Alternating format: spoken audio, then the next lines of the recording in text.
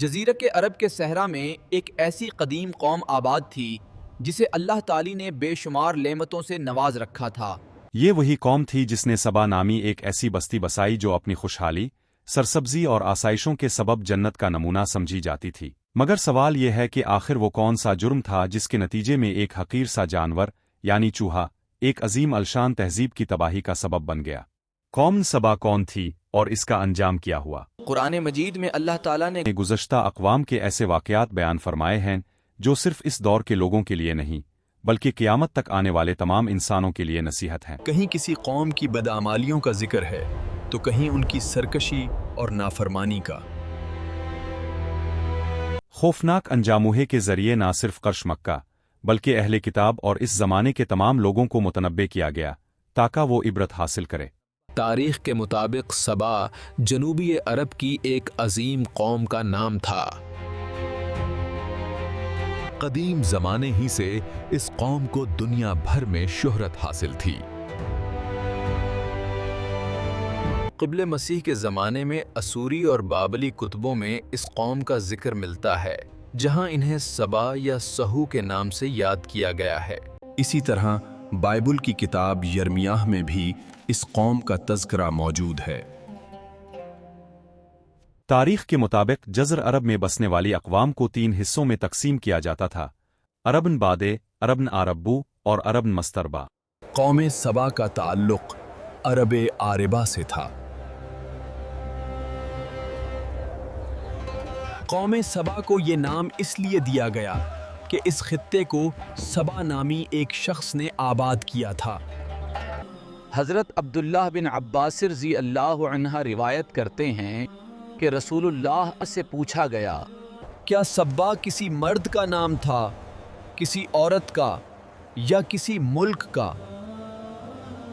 سبا سام بن نوحائن کی اولاد میں سے تھا، اسی وجہ سے ان لوگوں کو قحطانی عرب بھی کہا جاتا ہے۔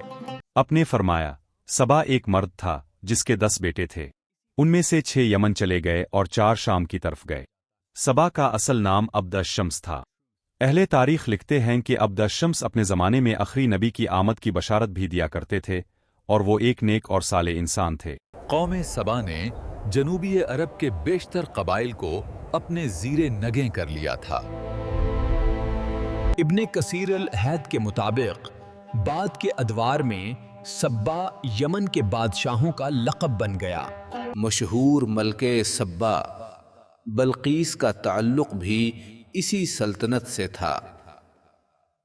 ایک وقت ایسا بھی آیا جب قوم سبا کی سلطنت اتنی طاقتور ہو گئی کہ اس کی حدود مصر، شام، ایران اور حتیٰ کہ ہندوستان تک جا پہنچی۔ آج بھی ان علاقوں میں ان کے آثار موجود ہیں۔ قوم سبا کا عروج تقریباً 1100 قبل مسیح میں ہوا۔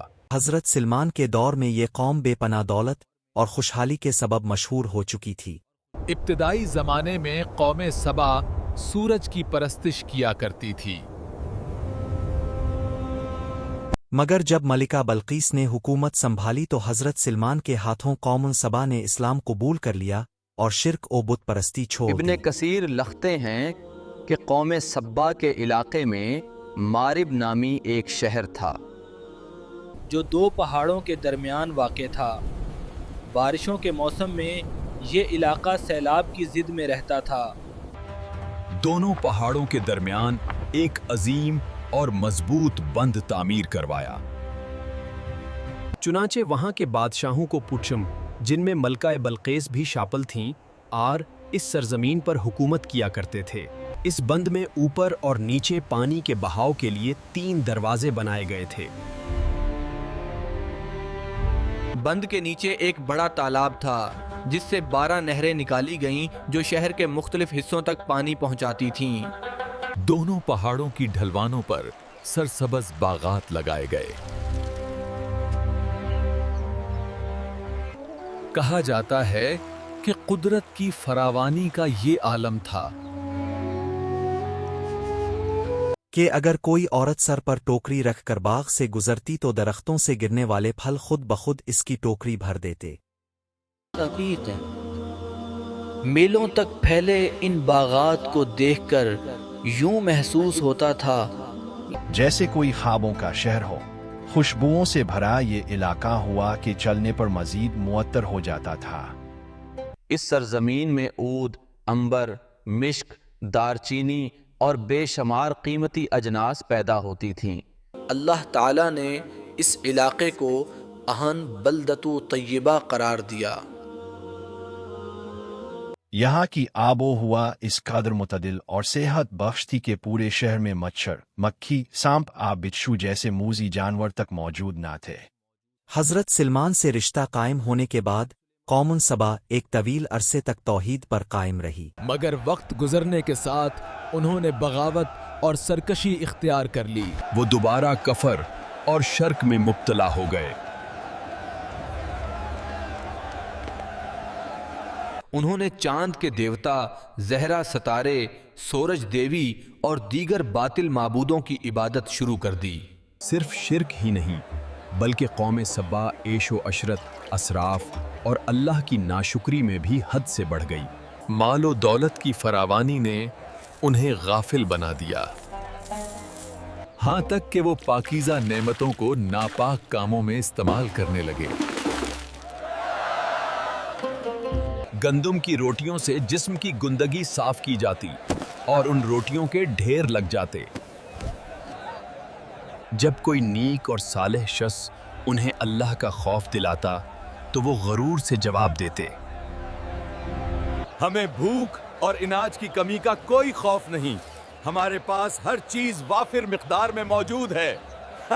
कहा जाता है कि वक्तन फवक्तान कौम सबा की तरफ 13 अंबिया भेजे गए, जिन्होंने उन्हें शुक्रगुजारी, एतदाल और राह रास्त की दावत दी, मगर उन्होंने उन सब की बात रद्द कर दी। अल्लाह ताला ने उन्हें संभलने की महला दी, मगर वो अपनी नाशुक्री पर कायम रहे। बिलारिर अल्लाह ताला ने उनकी गिरफ्त का फैसला फरमाया। उनके गुनाहों के बदले में अल्लाह ने उन पर सहराई चूहे और छछवंदर मुसल्त कर दिए। इन जानवरों ने अजीम मार्ब डैम के नीचे सुरंगें खोदना शुरू कर दी। जब जोरदार बारिश आई तो पानी इन सुराखों से गुजरकर बंद को तोड़ता हुआ पूरी बस्ती में फैल गया। चंद लम्हों में बागात, खेत, मकानात, माले मवेशी सब बह गए। खूबसूरत शहर वैरान हो गया और हजारों लोग पानी में गर्क होकर हलाक हो गए। मौरगीन लिखते हैं कि कौम सब्बा के कुछ लोग जान बचाकर अरब के वस्ती इलाकों की तरफ निकल गए। इन्हीं में से ऊस और खजरज के कबाइल भी थे, जिन्होंने बाद में मदीना मुनव्वरा को आबाद किया।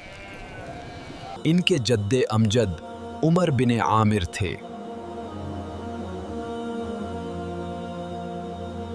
यूं नेमतों की फरावानी ने कौम सबा को शुक्रगुजार बनाने के बजाय गुरूर में मुब्तला कर दिया।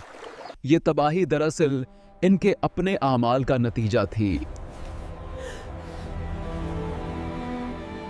अल्लाह के अजाब ने उन्हें अरूज की बुलंदियों से उठाकर ऐसी पिस्ती में फेंक दिया जहां से फिर कभी कोई कौम संभल ना सकी।